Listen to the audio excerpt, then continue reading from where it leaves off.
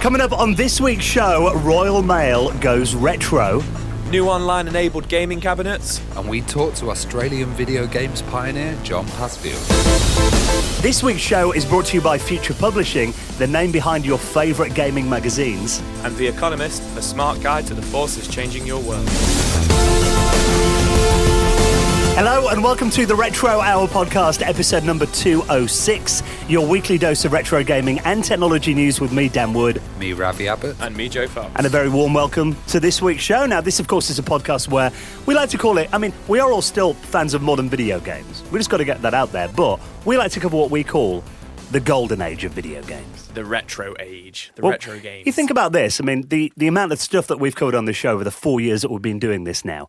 Thinking back to, where the video games industry came from, stuff like Pong back in the day, in the late 70s. And now it's the biggest form of entertainment in the world, even bigger than Hollywood, even bigger than music.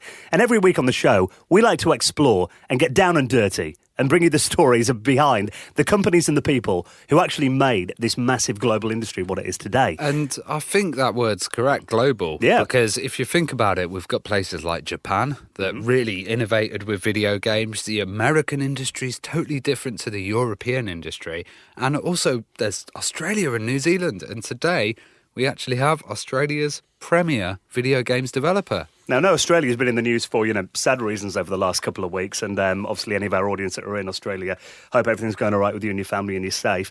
Today, though, we have got a really interesting guest, because we have had Australian guests on before, and it's always interesting to find out what life was like on the other side of the world. Yeah, so this is John Pasfield, and basically he founded Chrome Studios, which was like the first kind of big Australian video game publisher, but he also worked with the Micro-B, which, we had the BBC computers here when we were at school. I don't know what a Micro-B is, so this is going to be really interesting to hear about the educational one in Australia. But also he did Flight of the Amazon Queen, which was an absolute amazing game for the Amiga, and then it got ported to the PC, but it was in Amos, so they had to do every single line of code and convert that to C. I'm really excited for this one. I got here, I didn't know who the guest was, as usual, and Ravi's telling me all the games that they've worked on, and a lot of these games are games that I grew up with as well. Destroy All Humans 2. Yeah. There was the Tasmanian Tiger. There we go. And these are games that I played on the GameCube and stuff like that, and on the original Xbox. So a real broad kind of like reservoir. Reservoir? And very kind of Repertoire. Repertoire. and kind Do of that in.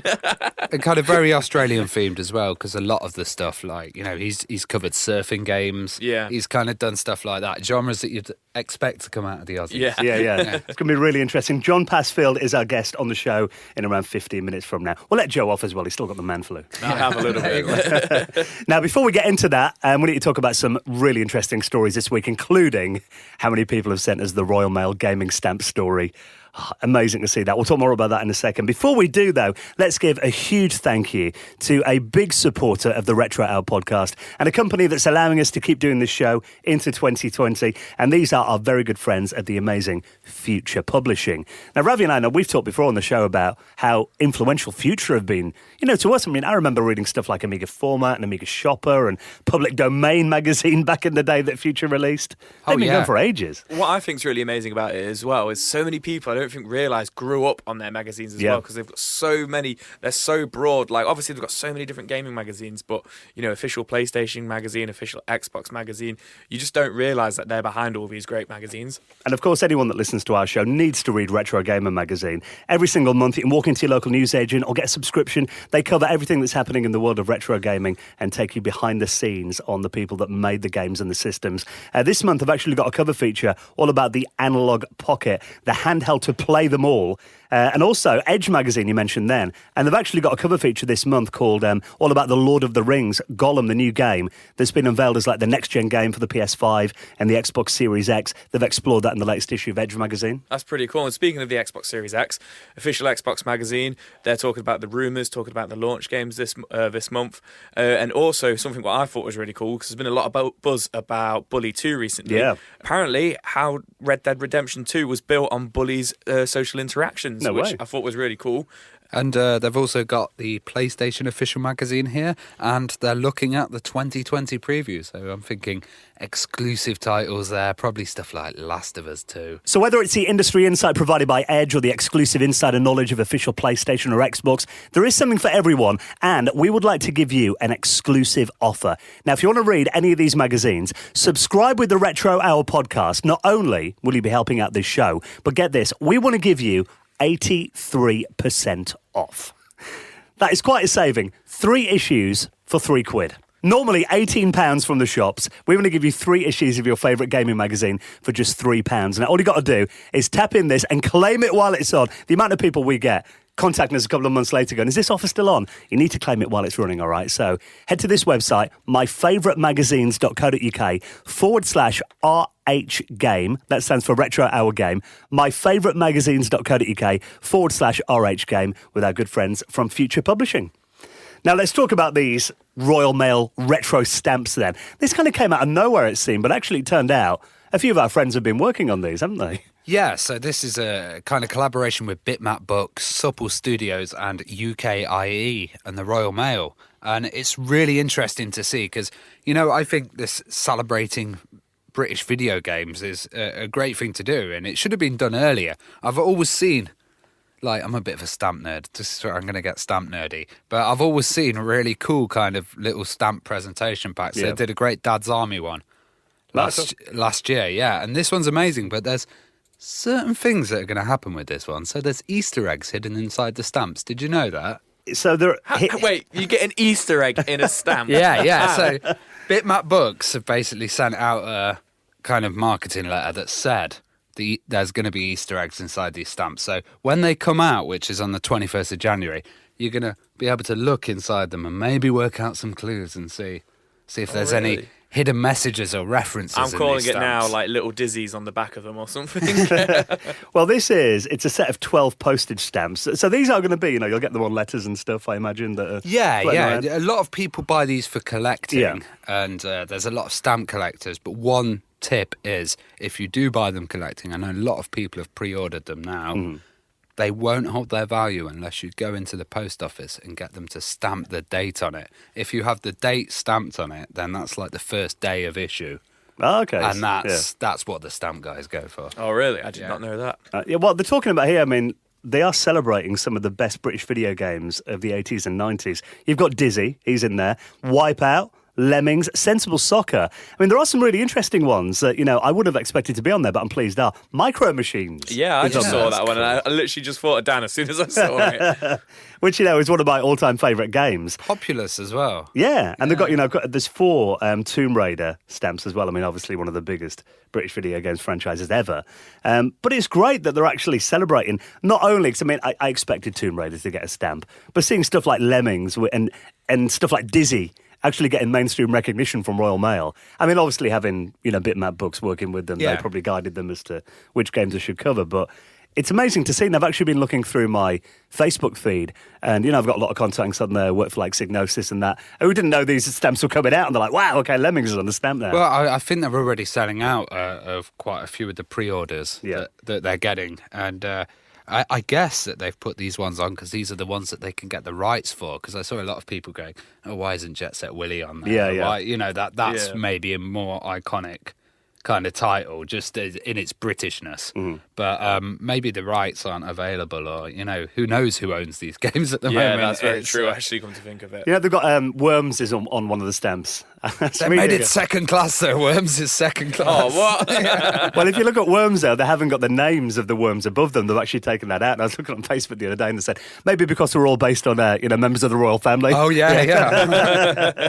So I think that's incredible that Royal Mail are putting out stamps dedicated to some of our favourite games ever. I think people who are away from the UK might like them as well. They might be a nice little kind of British thing, because postage always seems really, the British post box. Yeah. It's just games on there. It's a tourist attraction. It's kind of making me sad that I don't really get any post anymore. Get on my bills. Like, you know what? When Ravi was like, "Oh yeah, these are going to be on people's letters and stuff," and I thought to myself, I don't actually get any Yeah. post with stamps on. If I do get post, it's all like, pre-stuff from the bank, where it's already like, I was just like, I'm probably not going to get any of these. I might have to stand up to some like junk mailing lists or something just to get some stamps. So let's talk about arcade machines are obviously always really exciting to talk about. And Arcade 1UP, I mean, they've done some incredible cabinets over the last year or so. And now they're doing NBA Jam. You can play this at home now. Yeah, so this is absolutely amazing. So for those who don't know, Arcade 1UP are a big American company who do 3/4 scale arcade machines essentially for the home. So these are small. Yeah, they're smaller. They're like 4 foot tall, kind of 4.5 feet tall, and they're really cool. They're affordable. They are, kind of like game console price, but they're a lot cheaper than going out there and trying to get a retro console, and they're like flat pack as well. They've done some really, really awesome ones over the last year. But yeah, they're bringing out the NBA one, which Ravi has just told me before we started the show, that is completely online enabled. Yeah. So it's online enabled, which I don't know the scale of this because they're going to be doing some announcements at CES and stuff. But basically, that sounds really cool. If you could do online play between people. Yeah, I'm hoping it's not just like leaderboards and scores and stuff. If it's actually like playing against people, that's going to be really cool. That would be cool. And they're also talking about including a lot of classics now as well. So it's not just a sole NBA Jam machine. What they tend to do is when they come out, it won't just be like, it's just NBA Jam on here. There's usually like 3 or 4 other games on there. So like the Street Fighter 2 one, I could be wrong on here, but I'm pretty sure the Street Fighter 2 one had Final Fight and then the Punisher beat him up as well. Yeah. So it's kind of like a fighting cabinet. Yeah, really, yeah. So it was a bit like a fighting cabinet. The Mortal Kombat one had Mortal Kombat 1 and 2 on it.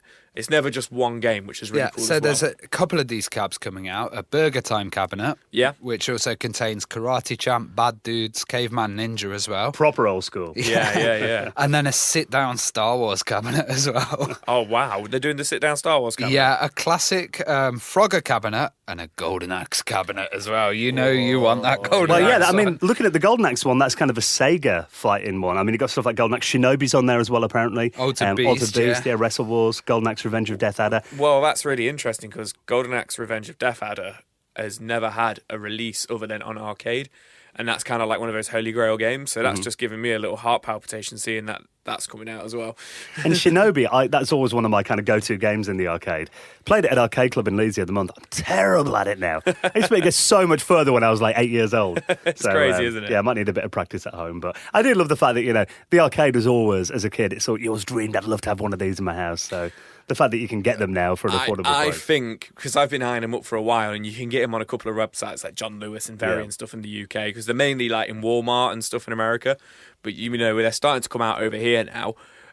I think the Golden Axe one might be the one for me. Yeah, I do love Golden Axe. If I was going to get one. That is one of my all-time favourite multiplayer games. I've been thinking I've got a small house. I need to get a cabin there. This should fit, Yeah. And if it's hackable, I'm going mad on that. I didn't even going to mention that. I was just waiting for the hacking.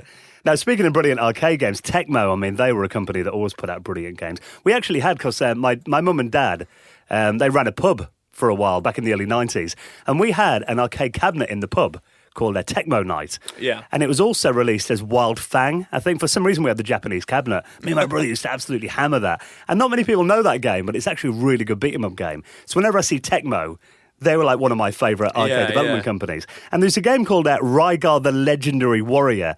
Now, this came out in 1986. Side-scrolling fighting game. Really good game, actually. But now it seems that we're actually getting some home ports all these years later. Yeah, so we're actually getting a Amiga AGA version. Right. Which has actually come out, and it looks really fantastic. I've seen a lot of people kind of doing reviews of it at the moment and posting footage of it. Like, the parallax on the back looks really good quality. But that's going to be floppy disk only. I was going, is there a CD 32 release? I asked Ravi, I says, I've seen that. I've seen a few people posting it. And I was like, are you going to pick it up, Ravi? And straight away he went, well, it's not on the CD 32. So. but also it's a bit of an improvement on the original arcade, just with the extra kind of features that you could do in AGA. And it comes from the same guys who were behind Bomb Jack Beer Edition. Oh, right. That was really good, actually. It was a great put of Bomb Jack they did to the Amiga. Well, with that CD, can you not just make your own CD? And boot it and maybe stuff, I can make it bootable. That'd be easy enough. I want the official case. Well, this is a free download. This is the demo version. Okay, It's a right. free download, but you can actually buy it boxed. That's Right, what okay. I really like about it, the fact that you can get the reproduction like box Yeah. and manual and stuff. I always think they look really fantastic. And I love the fact that you can just get like new retro games in boxes and stuff. It's Yeah. just, I mean, I'll be honest, I didn't have many original boxed Amiga games back in the day, but it was always an experience when I did unbox one. Yeah, it was always fun. Yeah, and there's also seems to be a lot going on with Rygar at the moment because people have just done a ZX Spectrum Right. looking port as well for it as well. So I'm not sure how much in development that is, but it's had a specky kind of graphics overhaul. It's a graphics mod at the moment. Of course, if you want to give it a download, I'll shove that download link and everything else we've talked about this week in our show notes, like we do every week at theretrohour.com. Now, this is a really cool studio in Liverpool. Yeah, this is a really cool concept, actually. You know, like YouTube Spaces. Have you Yeah. heard of this? What are they then? Are you allowed in there, Dan? How many subscribers do you have on YouTube? I've got about 38,000. You should be allowed in there. So YouTube The have executive lounge. Yeah, you have to flash your phone on the door. Like, look. YouTube have an office in London that you can go in for I've been free. there. I've been there. And if you have 30,000 or more, I think you can get in there, have a cup of tea, sit down, use a bit, Yeah, I'm just thinking. use a bit of a I'm studio just- space to record. I'm just thinking, like, you know, the countdown club and the IT crowd. Yeah. The elite go in there. Yeah, so. To me, it really sounds like when you go abroad, like when you go on a holiday and you can pay that like £50 extra to get into the executive lounge, where you get free drinks and like old fruit and crackers. That's what it sounds like to me. I know it's not, but Well, it's the kind of the kind of creative space to record videos and stuff. Well, I've just seen this article on the Liverpool Echo about this place called Vide Odyssey Studio. Right. And it's in Liverpool, and this place looks really cool. So they've got a TV recording studio in there, and it's just run by dad and son team, Chris and Andy Johnson. And they've got a fully professionally equipped green screen studio that you can Okay. film in and come and hire and use that. They've also got a cafe. all right. They've also got an arcade in there as well. Nice. Very nice. And they have a VHS 90s video store in there as well. Oh, So, really? What, to buy videos for? a vast collection available for hire. Oh, Yes. for hire? Yeah, Oh, yeah. wow. Okay. And a full-scale replica of the Little Shop of Horrors as well, apparently. It's quite random. But yeah, VHS, I mean, we were talking about this before. That recently, I mean, I've been watching AVGN and his kind of, you know, the video shop Yeah, rentals yeah, that we've yeah. been talking about. He did a couple of really good ones over Christmas. Ernest Saves Christmas. Oh, yeah. Which is a Christmas movie that I watch on my own every Christmas day because no one else in the family ever wants to watch it. And at National Lampoon's Christmas Vacation. Now, recently, I actually got a video recorder off eBay because I had a load of old tapes. I thought, Yeah. I binned a load of them. I had a few left, so I thought I'd buy a video just to have that kind of retro experience. I've actually started buying back all the tapes I threw out about 2 years ago for eBay again now. My mum still has like a huge chest of them all Yeah. because I've still not let her throw them away. All right. But heck, am I going to go over and take them from her house and bring them to mine? Well, there's a real good point actually with VHS and why to still use it, and that is the amount of stuff that's actually been digitized onto DVD yeah. is like a quarter or like, you know, even a fifth of what was available back in the days. And we used to have a lot more movie selection. Then you think the amount of stuff that's now streamed is even limited from that. That's Yeah. been converted from DVD. And then you've got all those YouTube crap originals that they shove in there and try and make them seem like new films. Yeah, so yeah, what we're yeah. watching, not YouTube, Netflix. I know what you meant. So yeah, now what we're watching is a real limited kind of profile of movies compared to the selection we used to have in the 90s, you know? Yeah, I completely agree because I'm big into like 80s horror films, like 70s, Yeah. like, you know, like the video nasties and stuff. And often when I'm watching these reviews of them and stuff like that, they're always saying how you can't get it on DVD or there was a limited print of a couple of thousand in like 2001 or something. Yeah. And now the only place really to watch these is on VHS. So yeah, it's pretty cool. I think it's going to stay alive, and there's a huge VHS ripping scene that's now started, and people Yeah. trying to get VHS in the highest Yeah. quality as possible and kind of do their own So I wonder digital if- conversions. you I know? wonder if this is something we're going to see more of them, video game rental shops. Yeah, I mean, it's cool. Videotape Video shops, rental yeah. shops. It's sorry. weird, though, because I never thought I would miss VHS. And as a format, I really don't. But there is something, because I've got a little CRT screen in my Yeah. home office. And there is something very nostalgic about, because I've got actually a videotape. It's Ghostbusters 1 and 2. Brilliant. Compilation. Yeah. In the middle is an old, randomly, an old 1960s episode of Batman in the middle of it. I think they were promoting, like, the Batman videos were out. Yeah. So I was watching it the other day, and it just took me back to being like a kid again, watching that video, sitting there watching Batman, waiting for Ghostbusters. I find streaming as well. I just start clicking through stuff and watching little sections of it. You could do that with VHS. Yeah. If you wanted to skip forward, then you'd have to hold it down, Now, don't get me wrong, I'm not going to be hooking my VHS player up to my 4K TV and watching films. That ain't going to work think you later. But I actually got, so I was back home at my parents' over Christmas for a bit, and my uncle, he went in his attic, he's having a big clean out, and he found a video recorder. Do you want this? So I've got 2 now. But also he found an old 8mm camera. Okay. And there's a load of tapes that me and my brother actually filmed back in the early 90s, and I was watching one the other day, and there's actually my brother and I playing Cool Spot on the Amiga in about 1993 in our bedroom. Cool. And I was like, I was watching it in my home office, and I thought, well, I'll get this ripped digital. I might stick it on YouTube if my brother doesn't kill me before I get it on there. He's quite embarrassed. But my missus was like, you two were the first YouTubers. It's like, it's a Let's Play video. It's like, yeah, it's crazy. So, there's some... You should definitely upload that. Yeah, that's pretty amazing. It's absolutely cringeworthy, but I think it has to be put on there. So, yeah, cool, that VHS rental stores. I mean, it's... very niche. I mean, again, it's one of those things you don't really see anywhere anymore. No. I think, there is something about that really is very nostalgic. And if they can combine it with, obviously, the other part of their business, it probably makes them the money. And I just think, the kind of the way that we're consuming video now, we're going to get really bored of what's available in the small selection, and they're going to have to look back and start digitising or buying old rights to old films. Yeah, and for real. Yeah. Getting them out there, The thing about digitising videos is you have to watch them in real time as well, which when I've been God, doing these camcorder tapes, I've been like, sit there for 3 hours doing it. So if you want to read more about that, Liverpool Videocity Studios, so we'll put that in our show notes at theretrohour.com. Now, we've got our retro picks on the way in a minute. Before we do that, let's give a big thank you to another huge supporter of the Retro Hour podcast, and these are our very good friends at The Economist. Now, The Economist covers so much, obviously the economy, finance, but also world politics, business, science, technology, arts, the environment, video games. And speaking of technology, every week we have a look through The Economist for something we found really interesting. And this week, one of our favourite topics, space. Yeah, so we're actually talking warfare in space here, which is a new thing that, we've not really heard about before. And Americans are seeking a faster way to launch military satellites. So this is crazy. Satellites are really important to us. We get all our communication and information from there. The new kind of trend is shooting down satellites. So India shot down a satellite with one of its own missiles in March, and China blew up one of its own in 2007. So the ante is being upped.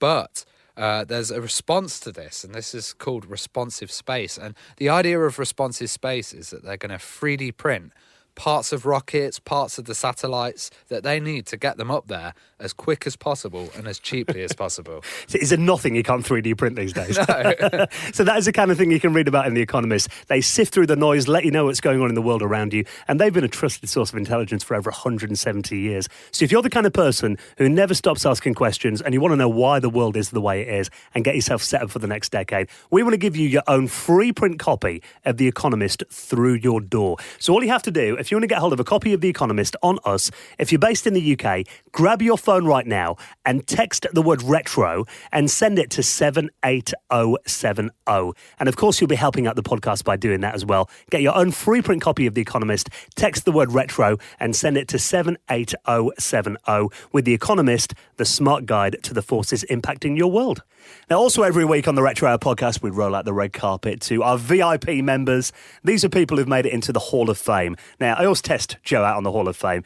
Let's have a little refresher with Ravi. How do you get in the Hall of Fame? You go to the retrohour.com, press support, and then you can donate via PayPal in any currency, and you can do recurring payments. I thought he was going to forget then as well. No, he knew. I hope he made it. That would be funny if he forgot. Now, obviously, like we say every week, it's a tip jar. So if you like what we do and you want to put a few quid into the cause, a couple of dollars, a couple of euros, it all makes a massive difference. And obviously, everything we get, 100% goes back into the running of the show. And for doing that, you will get a mention on a future episode in the very prestigious Hall of Fame, like this week, Raymond Montalban, Bernhard Lucas, Rob Hubers, and Paul Kakarevic, who all made donations into the running of the show. And if you'd like to do the same, you'll find the link on our website at theretrohour.com, or you can do it direct from your PayPal app, paypal@theretrohour.com. Now, before we get into our interview this week, chatting to John Passfield, Australia's premier video game developer, we are going to talk about our retro picks now. Now, every week on the show, we kind of, give a bit of love to the retro gaming community and talk about something that's caught our eye this week. Now, I've been looking at a website called the Macintosh Repository. Now, this is a really good website because I've been setting up my old Power Mac G4 ready for a video next week.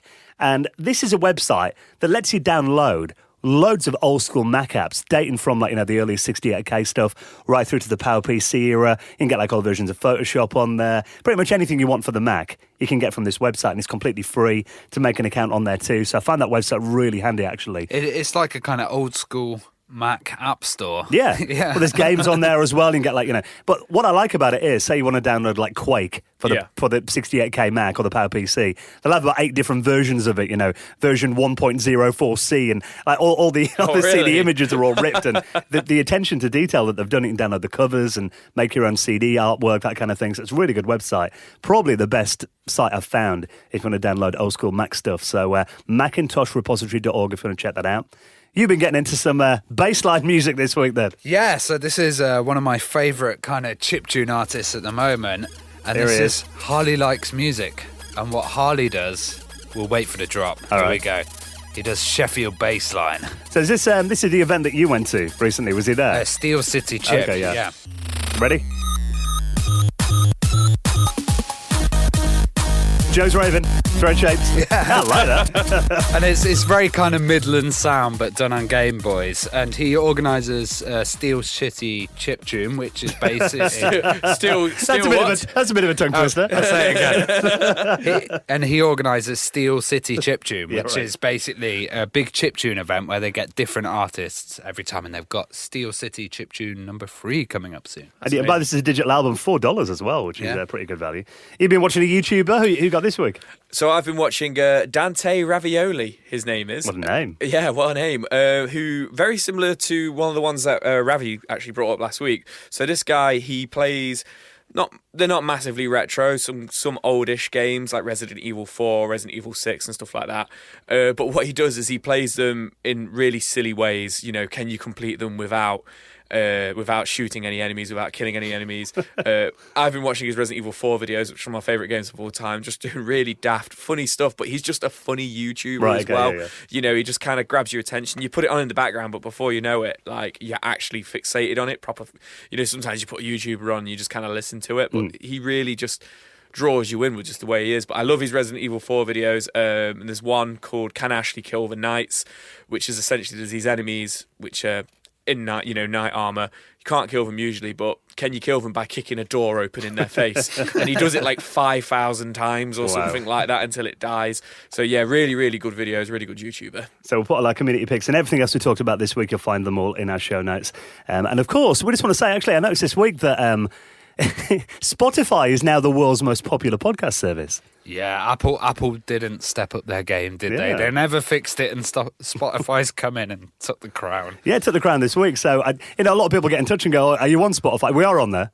Leave a review if you listen to Spotify. I love that. Leave a review. Apple Podcasts, of course, still massive. Google, we're on every service. A lot of people got in touch. So, a guy the other day mentioned us through our website again. I'd love it if you just offer the MP3 files for download, which we do on every show, don't we? Yeah. So if you go on the website, you can download the MP3 straight away. Yeah. Click on the it's on the front page. It just says download the MP3. You can get them all. And any way that you can listen to the show, we've made it available for you. So if you want to get a list, all our services are on the website as well at theretrohour.com. And of course, any reviews that you can leave on your favourite podcast service of choice is massively appreciated and really helps out the show as well. Right then, let's get into this week's special guest, crossing to the other side of the world to chat to John Passfield. You're listening to the Retro Hour podcast, and it's time to welcome on this week's very special guest, talking about companies like Chrome Studios, games like Flight of the Amazon Queen as well, talking about educational machines like the Micro B. This should be a really interesting one. Let's welcome on our guest this week, Hello, John Passfield. Hello, thanks for having me all the way here from Australia. I was going, what time of day is it there? It must be really early in the morning, is it? It's just about 6 a.m. in the morning. Wow. So I'm up a bit early. Well, we appreciate you coming on, John. Hopefully you got a coffee at hand. Definitely have, yes, right here. Well, before we get into kind of, the games and companies that you've worked on over the years, I mean, to kind of get a bit of your, your geek credentials, we like to do this with our guests.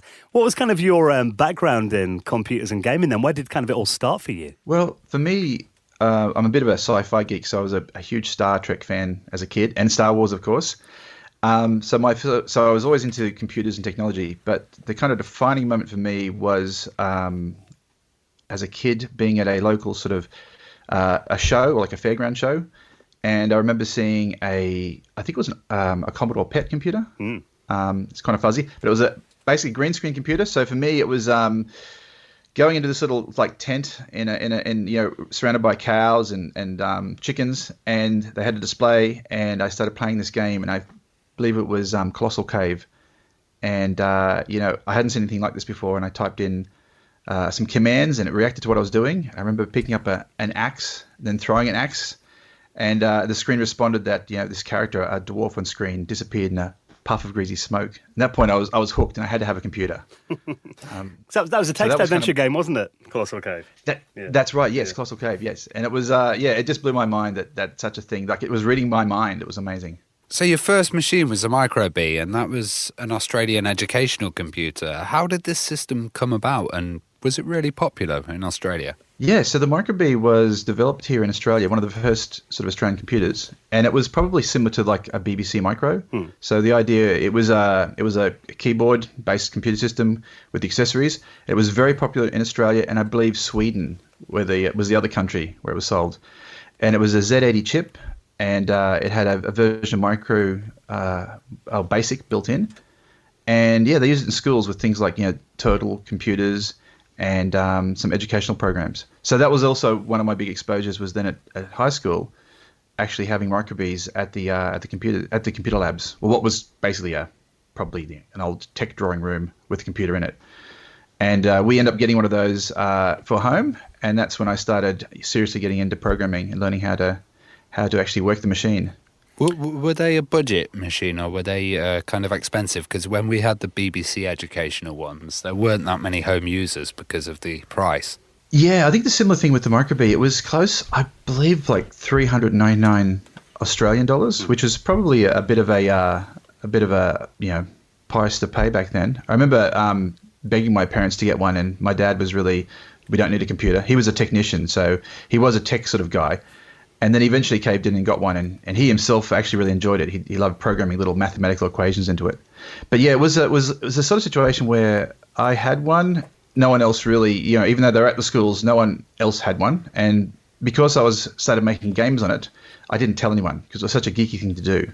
So none of my friends knew that I actually made games on the system. With the Micro B, were you kind of like self-taught with the programming then, and how did you find that? Yeah, I grew up in a country town in Australia, which is northern New South Wales. So this is a small town with close to 3,000 people living there.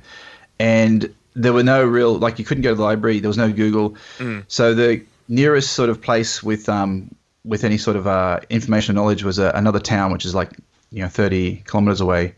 And there were a number of books for the Micro B, and there were two sort of books called the Wildcard series. So I got one of those books, saved up for it, and used that, read that, and sort of learned how to program from that book. And the other one was, I believe it might have been a British author. There was a whole series of listings, like big book of games you could buy. And these are almost like Dorling Kindersley, if I'm saying that right, books. And they would have listings in them. And that was a great way for me to sort of type those things out and learn from that. Mostly adventure games.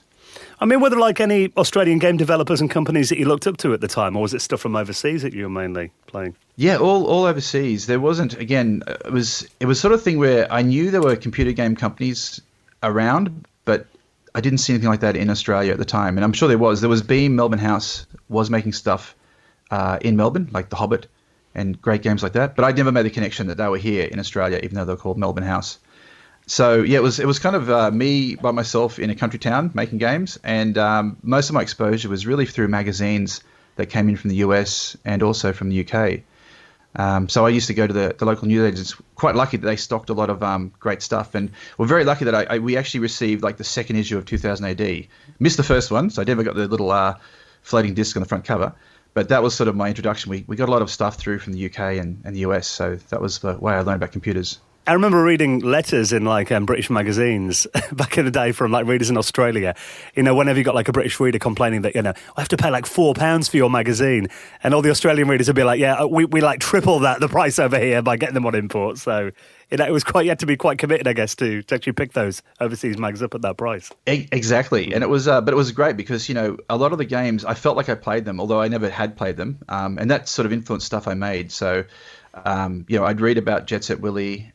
A lot of those games that were Spectrum games and I guess early Commodore 64 games, and I try to emulate those games. Halloween Harry is that was the second game I made on the micro:bit computer, and it had a lot of stuff like I went through and named all the rooms funny names, and that was inspired directly from games I'd read about in the magazines. But yeah, it would have been great the magazines were expensive, but then also the computers were quite expensive as well. Well, in grade 10, you created your first game, which was a Pengo clone, Chili Willy.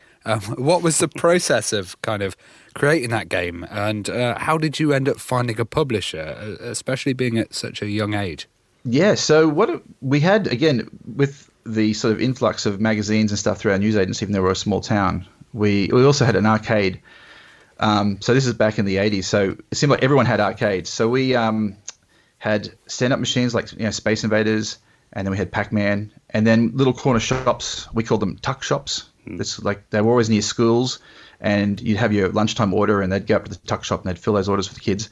They had machines as well, and I got hooked on Pengo, and I was playing that a lot, and I thought I could probably make this, just being naive and not knowing any better. So I went home, and over the Christmas break for holidays, I sat down and started making a Pengo game. And when I finished it, this was on the micro:bit, I thought I should try and do something with this. And in the back of the manual was the company called Honeysoft, and they were the software version or the software label of micro:bit computers. So I just made a cassette tape version and sent it down to them. And then, a few weeks to a month later, I got a letter saying, "We love your game. We'd like to include it and publish it." And I wrote back and said, that'd be great. And that was kind of it. There was no contract. And the next thing is they sent me some cassette tapes with my game on it. And the one computer shop where I bought the books and how to program, it was there for sale for like $12.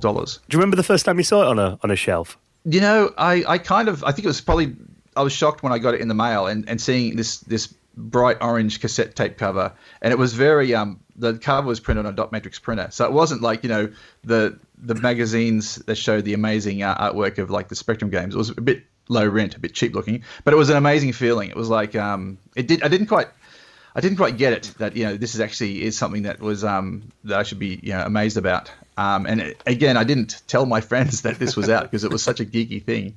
And my wife, who I went to school with at the time, she had no clue until much later that I'd made these games. The next game you worked on was Halloween Harry.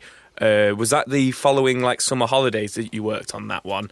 And was that a popular title? Yes, exactly. That was the following holidays, and that was around the time I think Ghostbusters was coming out, and so inspired by that, and also as I said, I was inspired by a lot of the British games I was reading about in the computer game magazines, and so that was basically a room-based game. I wanted to make something original because Pengo, is copyright by I think Sega. And of course, Chili Willy is a name which is, a cartoon character. So I completely ripped off two intellectual properties making that game. So I thought I'll do something original. So, created the idea of Halloween Harry, a ghost hunter, and each room was a set location where you'd run around the rooms, collect items, shoot bad guys, avoid traps, and escape to another room. And when it came out, so they took that and I sent to the Honeysoft and they published it. And it seemed to have a lot of fan followings in Australia. So I get people who still remember the micro:bit game, but of course later we remade it. But but it was I was quite proud of it because it was original and it was a fun game.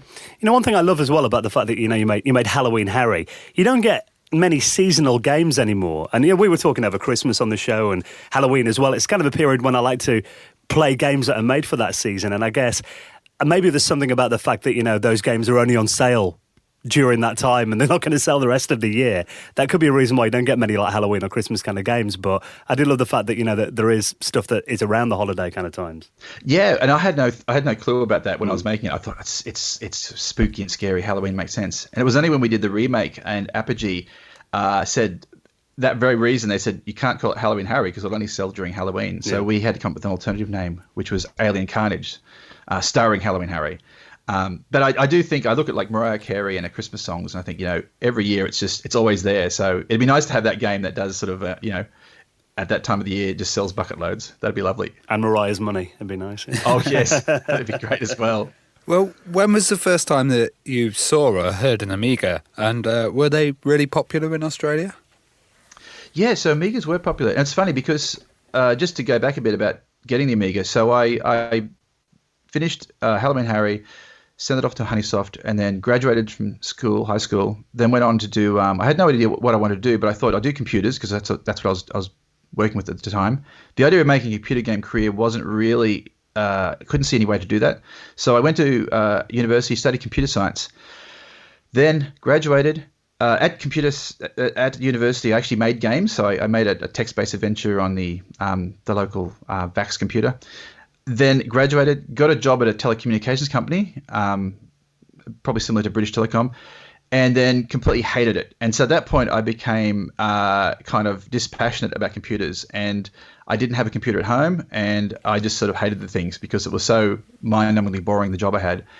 And so when my first introduction to the Amiga was through a friend of mine who I'd met through the comic store. So I was into comics and doing cartoons, and Steve Stamatiadis. And so Steve had, I think, just graduated from arts college, and he had an Amiga computer. And we're talking about comic books, and I mentioned I'd made a game called Halloween Harry. And he said, "Oh, I'd love to make games, and I've got an Amiga computer." And so that was my first introduction. It was just amazing to see this machine. It literally was like looking into the future.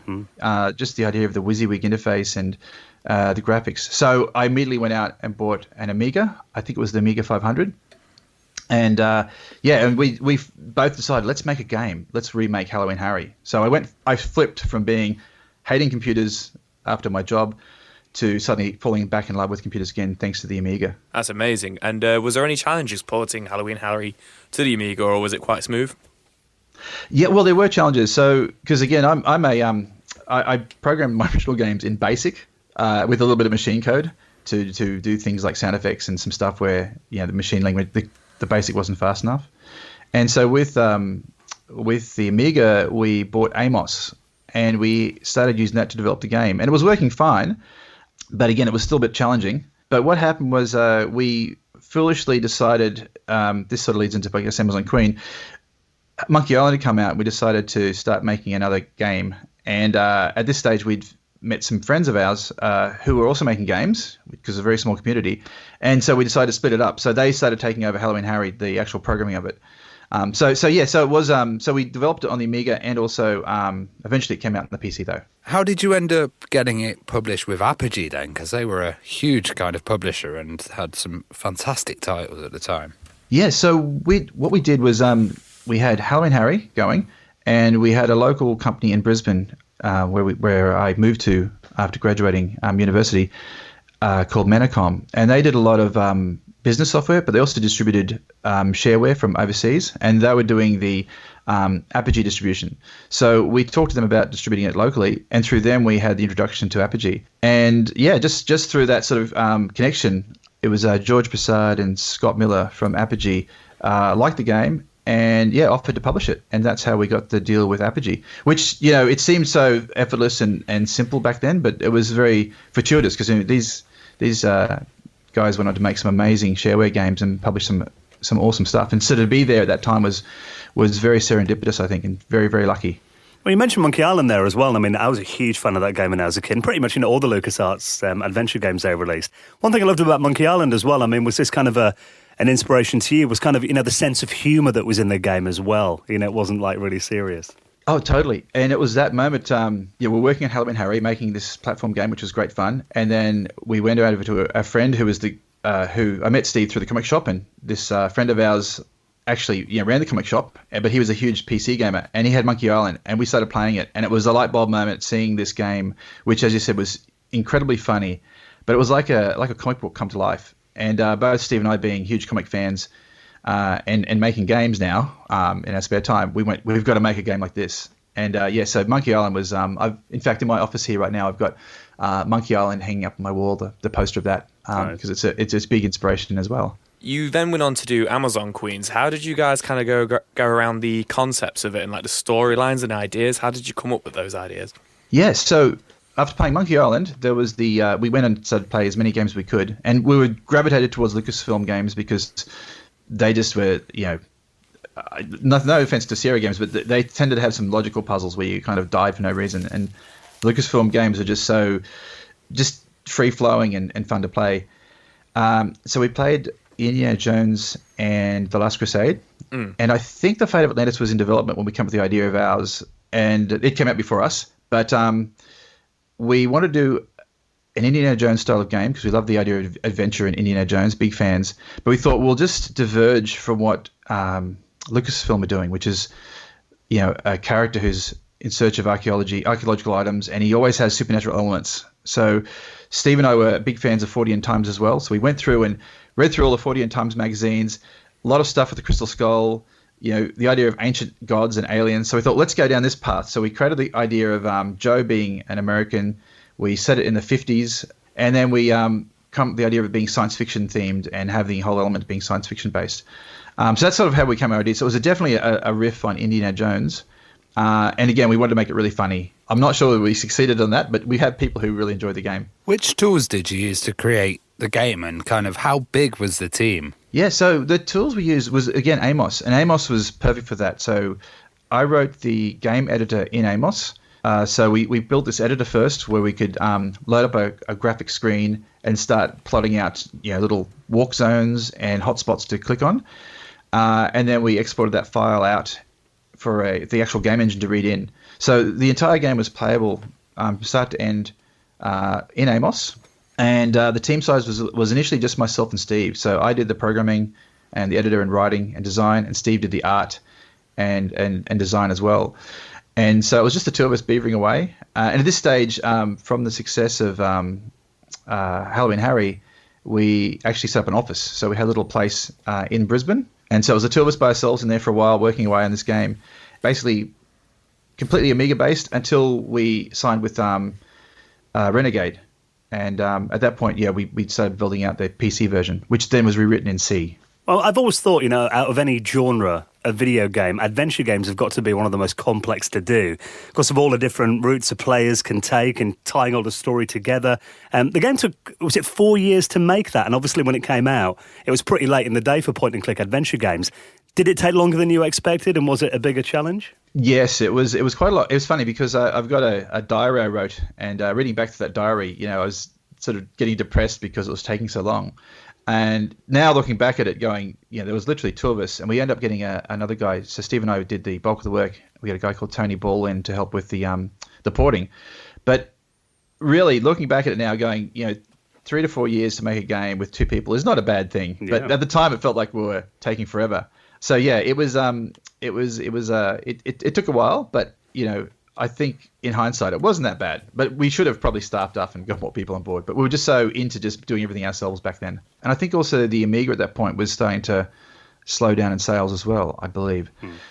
We still we had a great deal. So Renegade was the publisher, and they were the company co-founded with Bitmap Brothers, Mike Montgomery, Steve, and Eric Matthews. And they had an amazing deal structure where we actually had a 50% split with those guys. So even though the sales weren't, as good as they could have been if we'd released earlier, we actually made money out of that to keep us going as a company up until we formed Chrome. So so it was definitely a success for us. Well, I heard EA came to kind of see the titles before you did the deal with Renegade, and what did they say about the titles? Yeah, so we had on the Gold Coast a distribution company, arm of EA, Electronic Arts, and again, was so naive back then because we were in our early 20s making these games, and I'd called up a company in Melbourne who distributed games and said, "Look, we've got a game we want to sell," and they said, "Oh, you'll probably make a few $1,000s. That's all you'll make out of it." And at the point, I'm going, "This doesn't sound right," because this company's in the US and the UK and getting these magazines where they're obviously making money. So we found Electronic Arts on the Gold Coast, went down and saw them, and we sort of had a handshake agreement. They said, this is great. So we were very excited, and we didn't think to ask for advances or royalties or even an agreement. And so, a few months later, we had Amazon Queen, but we also had Halloween Harry playable and running. So this is before we signed Halloween Harry with Apogee. And we went down to the Gold Coast, and they had their, I think it was the head of Europe coming out, called, I'll say his name, Mark Lewis, and he came out to review the games. So it was a big day for us. We're all excited. We drove down to the Gold Coast, which is a hour or so drive. We set up our computers. We had the Amiga showing Halloween Harry and the PC with Amazon Queen, and we thought these are great. And in walks the guy from EA, and he says, "I will put my hand out to shake his hand." He said, "Oh, don't bother telling me your names. I won't remember them." And at that point, it was, "Oh, this is not good." And then for the next 10 minutes, he just tore strips off us, telling us how terrible the games were. That Halloween Harry should be on the Amiga. It shouldn't be on the PC, because we had the Halloween Harry running on the PC, and we had Amazon Queen on the Amiga. He told us that the Amazon Queen shouldn't be on the Amiga. It should be on the PC. That's where the market is. LucasArts game or Lucasfilm games at the time were had to be 10 times better than what they were. It wouldn't sell. It was terrible. And then he just stormed out of the room. Oh, God. And we sat there dumbfounded, and we weren't expecting this, because we thought, oh, this is great. We're going to get probably this is where we'll get an agreement signed up. And I looked at the Australian guys, and I said, what does that mean? And he went, oh, I guess we're not publishing it. And we were just dumbfounded. We packed our computers up, and we sort of walked out, and I said, oh, thanks for nothing. And we got back to Brisbane, and we were all completely, depressed with the whole thing. And I thought, bugger this. So I got all my, luckily, collection of magazines from over the years, like, CU Amiga and all those magazines that I was buying every week, and went through and just got a list of every single publisher in the UK. So Ocean and Renegade and US Gold, and put together a disc of Amazon Queen and sent them off to each of the publishers, just hoping that we might hear something back.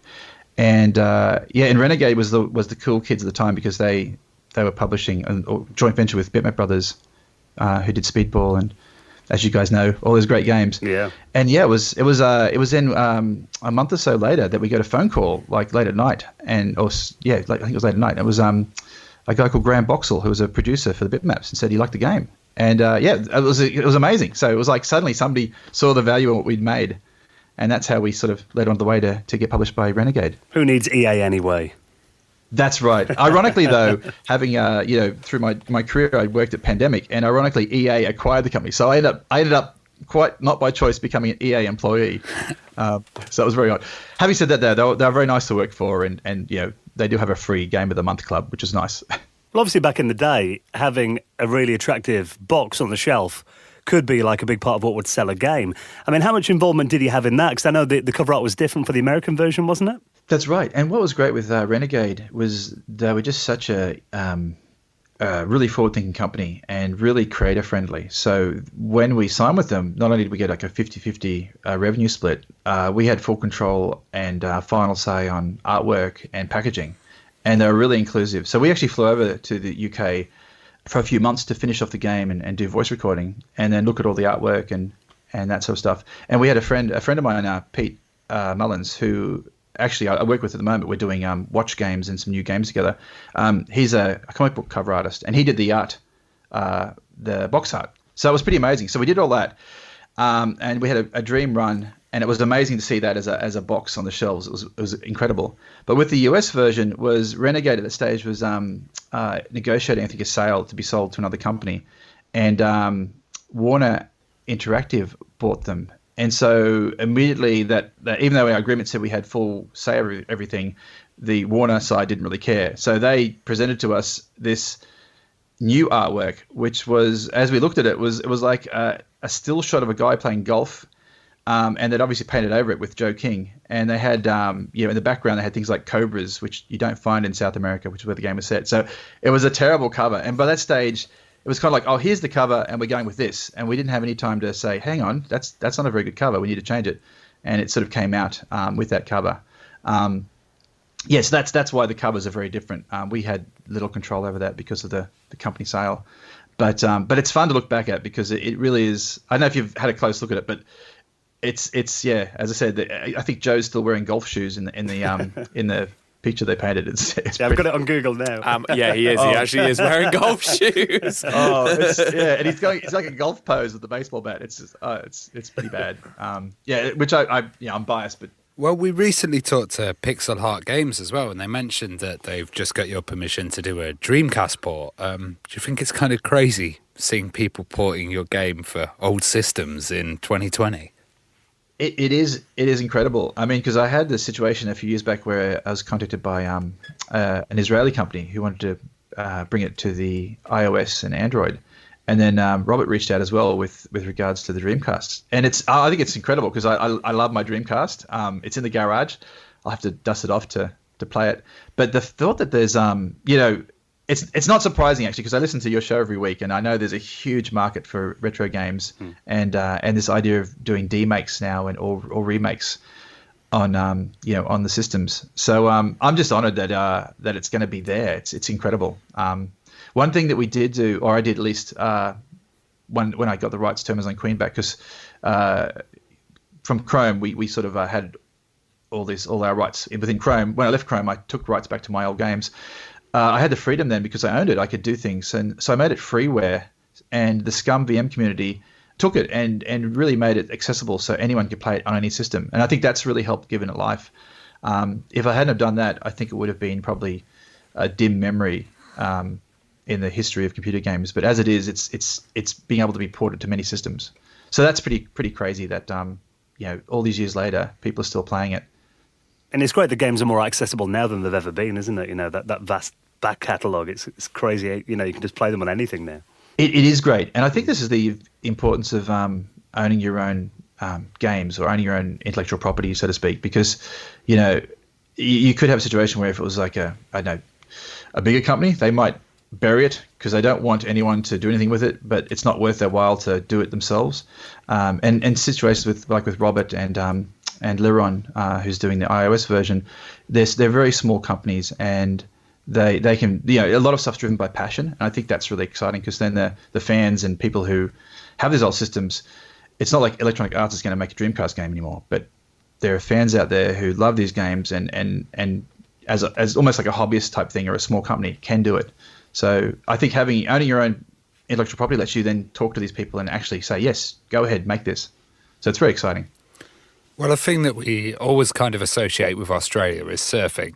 And we're wondering, were you surprised that there wasn't that many surfing titles out there, especially with popularity of games like Tony Hawk's Skater? And I do remember some early surfing ones like California Games and stuff like that. What made you kind of get into surfing titles? Yeah, that was really interesting. So Steve and I were based in Brisbane here, and we finished Amazon Queen, and we're making lots of little prototypes, and we're trying to get a new game off the ground called Stereo Jack, and we almost had it signed with Renegade, but that at the stage, the company had changed and was Warner Interactive, and we were approached by somebody who wanted to make a bodyboarding game. So the very first one we made was Mike Stewart's Pro Bodyboarding, which was on the PC, and it was a game where you bodyboarded. It was in 3D. And that was great for us to learn more 3D technology. And there weren't that many games. He was a passionate. He was actually Robert Walsh, so he became one of the co-founders of Chrome Studios. And so he was passionate. He was a surf photographer and loved bodyboarding and surfing. And there was a big gap in the market at that stage. And then with Pro Bodyboarding, we used that to get a deal with, I believe, Mattel or one of the other companies in the day, and made a surfing game. And so, so that's how that sort of came about. But once we did that, I think we started seeing things like Kelly Slater's Surfing and a lot of other ones coming out. So the market sort of started growing then. So after that, what made you decide to start Chrome Studios? It was a bit challenging. We actually made, before we founded Chrome and did Pro Bodyboarding, we actually made a sequel to Halloween Harry. So we made Halloween Harry along with Amazon Queen. We made a sequel called Zombie Wars. And this is back in 96, and we decided to do that digitally, distributed, and you can play with credit card. We're just a little bit too ahead of the curve, and the PC market was challenging. And at that point, we had our PlayStations, and we were like, this is amazing. We've got to be here. And so when we did Pro Bodyboarding and talking to Robert, we thought, look, let's put our eggs into the one basket and create console games. So that's where we wanted to move to. So that's how Chrome came about. This passion to make console games. And one thing we're missing, Steve and I, was the kind of business nous, and that's where Robert came in, and we went and started shopping around Mike Stewart's, and Robert got us deals, and you needed to have a publisher in order to make console games. So that's how Chrome sort of began. It was really about us making console games and sort of growing a company, and that really came out of that collaboration with Robert, making Pro Bodyboarding, and then showing that we had the chops to make 3D games, which is what you needed to make PlayStation games. And one big 3D game that you did, obviously, was Ty the Tasmanian Tiger. And I remember reading reviews of that when it came out, people comparing it to like Mario 64 and Crash Bandicoot as well. Where did the concept of doing this like really high energy 3D platformer game come from, and what titles did influence it? Yeah, so Steve and I were big fans of, obviously, Mario, loved Mario, and Spyro the Dragon was a big influence as well. Like, we loved Spyro the Dragon. And one thing because being Australian, and we kept seeing all these characters that were like, I think Crash Bandicoot technically I think is Australian, or at least he's from he's Antipodian. And I remember Coco, his girlfriend. Is his girlfriend or his sister? Or either way, she had an American accent, and it sort of drove me nuts. Going, what? It's just completely wrong. And the color palette in the game when they went to the islands was all wrong. And we loved, I said, Mario and Spyro. We thought, let's make our own version. Let's do an Aussie one. And so, again, a bit like when I was a kid, and over Christmas time I made Halloween Harry and Chili Willy. When the company shut down in Chrome for the Christmas break, we decided to do some prototyping, and we created the first level of Ty with the character. And it was literally a bunch of us. We had a thing called Beer O'Clock, where at 5 p.m. we'd all stop and have beer on Fridays. And on the last Friday before holidays, we started brainstorming some ideas with a bunch of the guys at the company, and we throwing in, he could have boomerangs, and should be from Tasmania. Let's make him a Tasmanian tiger.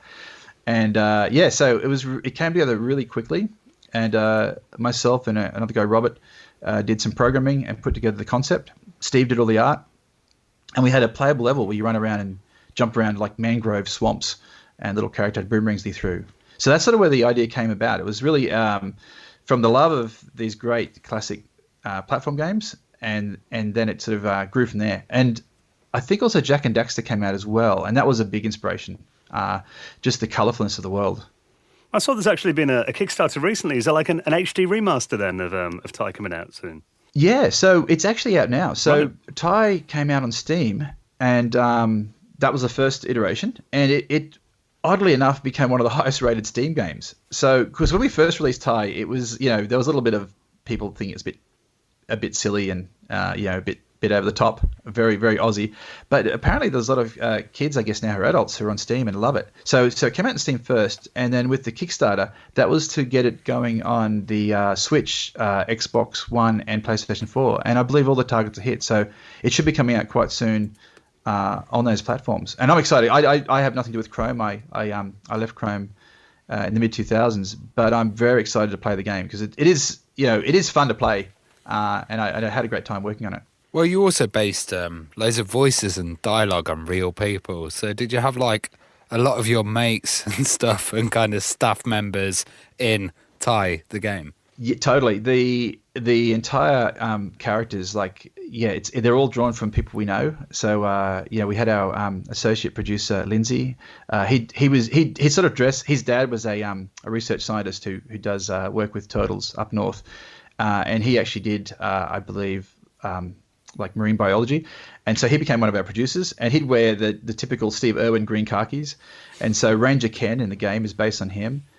We had Walshy, he had a nickname Duke. The Americans called him Duke. So we made him a character in the game. He was a surf life-saving platypus.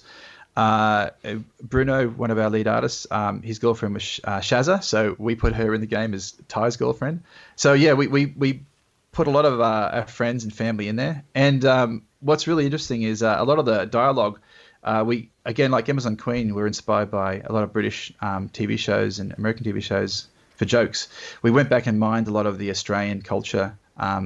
We had characters like a TV presenter who used to present science shows. His name was Julius Sumner Miller, and we made Julius the Koala that character. And we're very lucky that we got to work with some great Australian voice talent. We recorded in the UK, but the great thing is there's a lot of Aussies, as you probably know. If you go to a pub, chances are you'll be served by an Australian. So we got a lot of Australian voice talent over there as well. And yeah, it was just great to have that it really was not just myself but the entire team. It was the flavor of the team in the game, and even down to things like artwork. The people were referencing material from places where they lived and making sure that the color palettes of the trees and just the way things looked like they do in Australia. So yeah, for us it was very personal. It was a great experience. So another big successful game you worked on was Destroy All Humans 2. It must have been really fun working with some big actors like Anthony Head. How was that?